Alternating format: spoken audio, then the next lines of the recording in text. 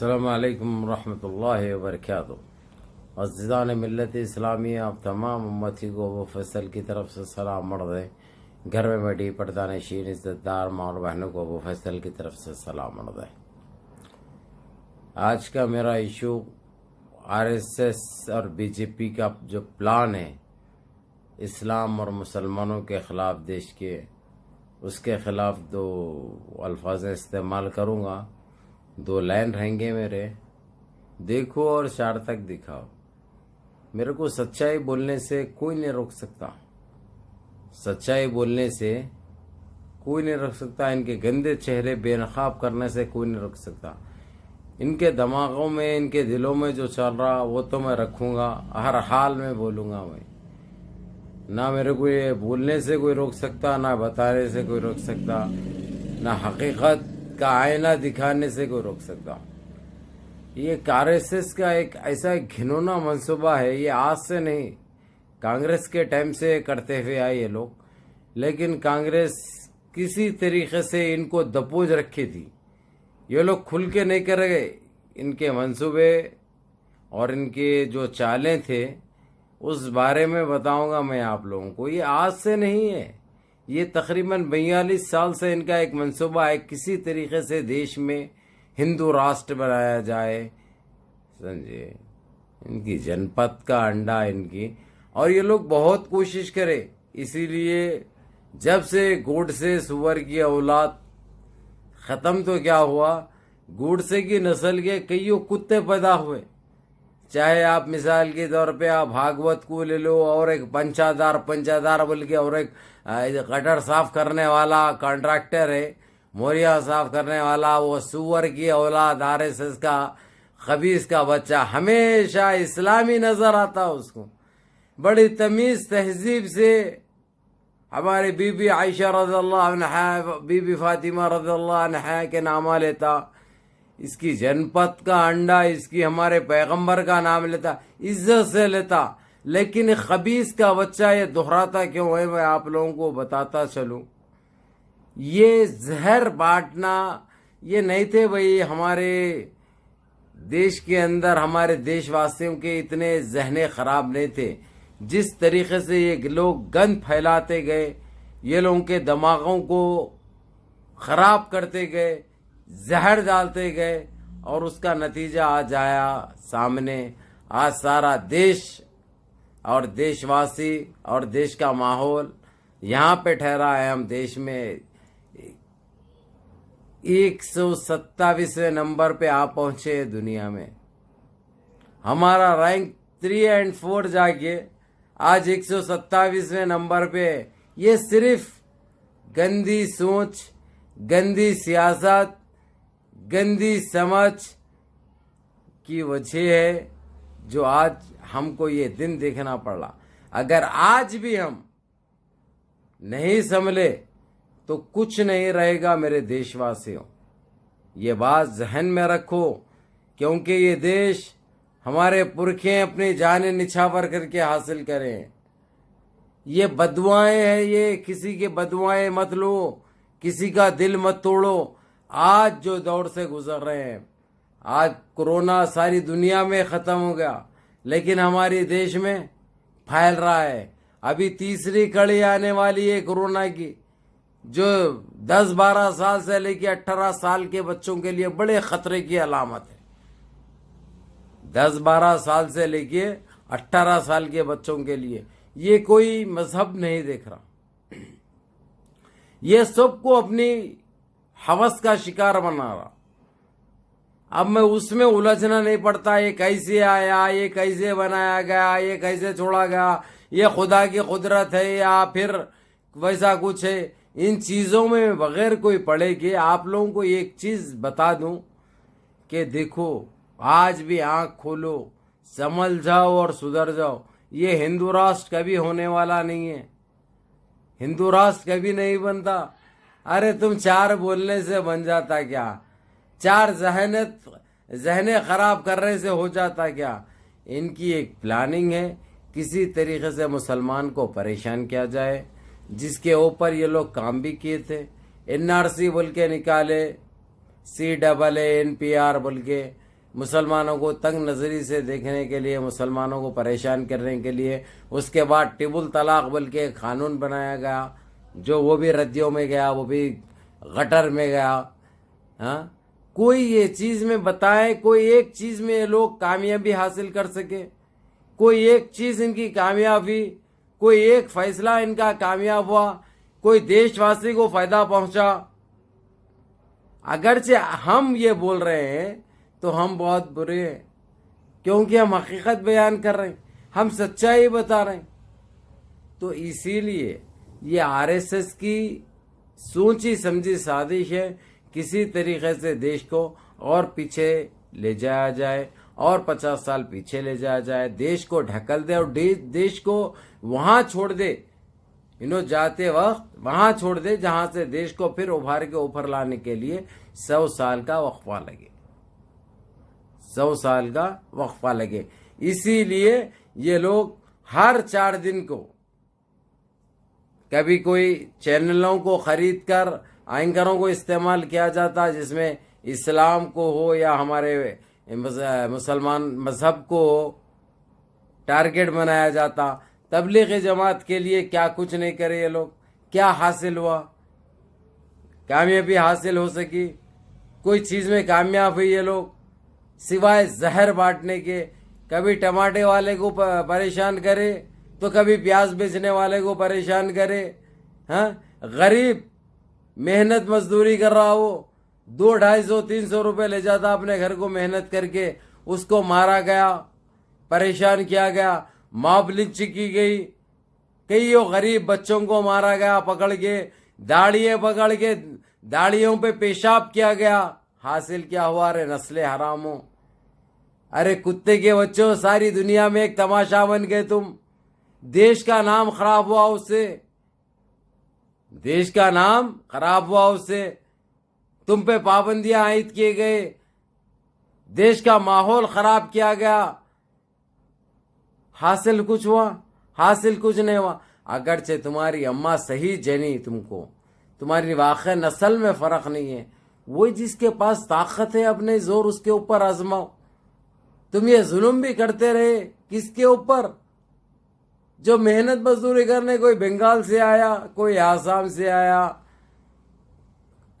उनके ऊपर अपनी ताकत आजमा कर, उसको अकेले देखकर, उसको वीरान जगहों पे, जंगलात में उसको मारे, उसको झाड़ों को बंद कर, उसको जबरदस्ती बीफ उसके पास डाली गई, वो बीफ ले जा रहा था बोल के मारे, जबकि उसका दूर दूर तक इन चीजों से कोई लेना देना नहीं था।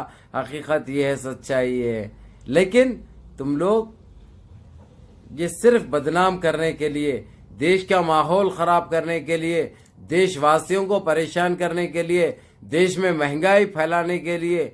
आज पेट्रोल की कीमत देखिए आप लोग, पेट्रोल की, सारी दुनिया में पेट्रोल सस्ता है सिवाय एक हमारे देश को छोड़कर, सिवाय एक हमारे। लेकिन इसके ऊपर कोई बात कर रहा है? इसके ऊपर कोई साधु बात करता? इसके ऊपर कोई स्वामी बात करता? इसके ऊपर आरएसएस का चट्टा कोई बात करता? कभी नहीं करेगा, क्योंकि ये लोग की सोची समझी साजिश है ये, जिसके हम शिकार हो रहे हैं, जिसके हम, अरे लोगों को खाने के लिए खाना नहीं है, लोगों को रहने के लिए घर नहीं है, लोगों को पहनने के लिए कपड़ा नहीं है, तुमको इसकी नहीं है फिक्र। कोरोना के नाम पे काला बाजार गर्म है, हॉस्पिटल वाले अपनी मनमानी कर रहे हैं, बेटे नहीं है, लाखों रुपया ले रहे हैं वो लोग, ऑक्सीजन नहीं है हॉस्पिटलों में, परेशान किया जा रहा। और अब सारे भारत में खैर ये चीज भी खत्म हो रही, चाहे आप कर्नाटक ले लो, महाराष्ट्र ले लो, लेकिन एक हमारा एक तेलंगाना है, अब आगे बढ़ते जा रहा, लॉकडाउन को बढ़ाते जा रहे। 23 तारीख से 1 तारीख कर दिए, अब 1 से 7 करेंगे, 7 से 14 करेंगे, जबकि जो कुछ नहीं है, कम होते जा रहे हैं केसेस। लेकिन हमारे पास, मेरे बहरहाल हमको इसमें भी उलझना नहीं है। एक सोची समझी एक साजिश बता रहा हूं जो हम शिकार हो रहे हैं। हम वो बाटल में उतर रहे हैं जो बात, बॉटल खुलना मुश्किल है बाद में, एक मर्तबा बंद हो गई तो इसीलिए उतरो मत, अपने दिमागों को इस्तेमाल करो।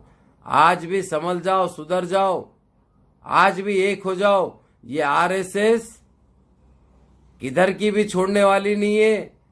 अगर जे इनके बातों में उलझे रहे बर्बाद हो जाओगे। तुमको पूछने वाला कोई नहीं रहेगा, ये बात याद रखना। उखाड़ कुछ नहीं सकते तुम, उखाड़ कुछ नहीं सकते सिवाय चार की जहनीत खराब करने के अलावा। अब एंकरों का क्या हुआ? रोहित सरदाना कितना बोला, तबलीग जमात के लिए बोला, मरा वही मौत से, मरा वही कोरोना से। ऐसे कईयों हराम के बच्चे, क्या हो गया था इनको? स्टूडियो बंद करके ये लोग अपने अपने घरों से ये लोग अपने चैनलों पे काम करें। और कौन सी मार होना तुम्हारे को? कब आंख खोलोगे तुम लोग? क्यों नहीं सुधर रहे अभी भी? मेरे को बड़ी तकलीफ हो रही देखकर, ये देखकर बड़ी तकलीफ हो रही, क्योंकि तुम देशवासी है मेरे, तुम मेरे भाई है। जरूरी नहीं है तुम कलमा पढ़े तो मेरे भाई है, मेरे हिंदुस्तानी भाई है। इसीलिए तुम्हारा बुरा मैं नहीं देख सकता, इसीलिए समझा रहा हूं। वक्त रहते हुए, अभी वक्त तुम्हारे हाथ से नहीं निकला, मिलजुल कर रहो, अपने आपसी इख्तलाफात खत्म करो, गंदगी जहनों से निकालो। जो भरे हैं तुम्हारे जहनों में गंदगी है, काम आने वाली नहीं है तुमको, सिवाय तुमको गटर में मिलाने के। ये बात याद रखो, कोई एंकर हो या कोई एंकर नहीं हो, काम आने वाली नहीं है। तुम्हारा घर नहीं चला तो लाके तुम्हारे को देती नहीं, उखड़ के ना पुक्का देती ना खाने को देती, जहर बराबर देती हुए। और वो जहर लेके तुम बांट रहे जहर, देश में आतंक फैला रहे हैं तुम। क्या है रे, क्या है? आज किसको काम आया? हमसे छोटे छोटे ममालिक, गरीब ममालिक, जिसको चलना नहीं आता, जो हमारी उंगली पकड़ के चलते थे, आज हमारे सीने पे पांव रख दिए वो लोग। आज इनकी हिम्मत और उनकी जबान देखो कितनी बड़ी हो गई। ये हमारे आपसी इख्तलाफात है, खत्म करो रे इसको। औकात नहीं है रे हमसे भिड़ने की या हमसे उलझने की। हम मिलजुल के अगर जी एक मुक्का बन के रहे तो दुनिया हमारे सामने नहीं टिकती रही। बहरहाल संभल जाओ, सुधर जाओ, वक्त रहते हुए। ये प्लानिंग है आरएसएस की, ये बीजेपी को लेके आरएसएस सिर्फ अपनी मनमानी करने के लिए इनकी प्लानिंग थी। हिंदू राष्ट्र बनाते बोले ये लोग, 9 साल हो गया बना हिंदू राष्ट्र, ना बनता कभी। बनी तुम्हारी राम मंदिर, ना बनती कभी। तुम कौन सी ऐसी चीज में बताओ जो बोले थे ये लोग कामयाब हुए? कोई चीज में कामयाब नहीं हुए तुम, सिवाय परेशानी, महंगाई, बेरोजगारी के अलावा तुमको कुछ नहीं मिला। खैर बहरहाल मेरे को इन चीजों में जाना नहीं है, इन चीजों में उलझना नहीं है, क्योंकि मैं बदनाम हूं, क्योंकि हक बोलता हूं मैं, सच बोलता हूं मैं। इसीलिए मैं आह भी करता हूं तो हो जाता हूं बदनाम। ये कत्ले आम भी करते हैं, लूटमार भी करते हैं, देशवासियों को बेवकूफ भी बनाते हैं, फिर भी चर्चे नहीं होते, फिर भी चर्चे नहीं होते। हम हकीकत बोलो, हम सच बोलो, हम सच्चाई बोलो, बड़े चुभते हैं और बदनाम हो जाते, क्योंकि हमारी जबान अच्छी नहीं है। हम पसंद नहीं आते बात जनों को, क्योंकि हम सच बोलते हैं ना, हक बोलते हैं हम, इसलिए हम बड़े चुभते हैं। खैर हमको इससे फर्क पड़ने का नहीं है, मेरे को मेरे देशवासियों की फिक्र है, मेरे देशवासियों की मेरे को फिक्र है। आज भी बोल रहा हूं, बाज आ जाओ। किधर इतने मस्जिदें हमारे शहीद हुए, इतने अंबर पीठ में हो गया, कितने ये हमारे सेक्रेटरीट की मस्जिद हो गई। सिर्फ हथेली में चांद दिखाते, हासिल कुछ नहीं होता। कौन सी मस्जिद बनी बताइए? 6 महीने में मस्जिद बनती बोले, 2 साल हो गया, हासिल हुआ हमको कुछ हासिल नहीं हुआ। ना होता ना होगा कभी, ये भी यकीन है हमको। हम बेवकूफ बनना हमारा काम है, बनते हुए आ रहे 60 साल से, बनेंगे हम, कोई बात नहीं। लेकिन अपने इख्तलाफात को, दिलों की रंजिश को दूर करो, दिले साफ करो, मुनज़्ज़म हो जाओ आज भी, क्योंकि सारे देशवासी एक होंगे तो देश का भला होगा। ये बात याद रखो। ये आरएसएस कुछ नहीं उखाड़ सकता, और जो तुम्हारे को हकतेली में चांद दिखाया कभी हासिल नहीं होता, ना कोई तुम्हारा कोई चीज कामयाब नहीं होती। भाई कुछ बोला तो मैं फिर अनपत का अंडा, यानी फिर दिमाग मेरा खराब हो गया, अगरचे तो कुछ भी नहीं रहता। या अल्लाह, मुनज़्ज़म रहो, मुत्तहिद रहो, अपनी सफ़ों में इत्तेहाद पैदा करो, मिलजुल के रहो। आज गैस की हालत देखो आप, पेट्रोल की हालत देखो, गरीबों की बाइकों में पेट्रोल नहीं है,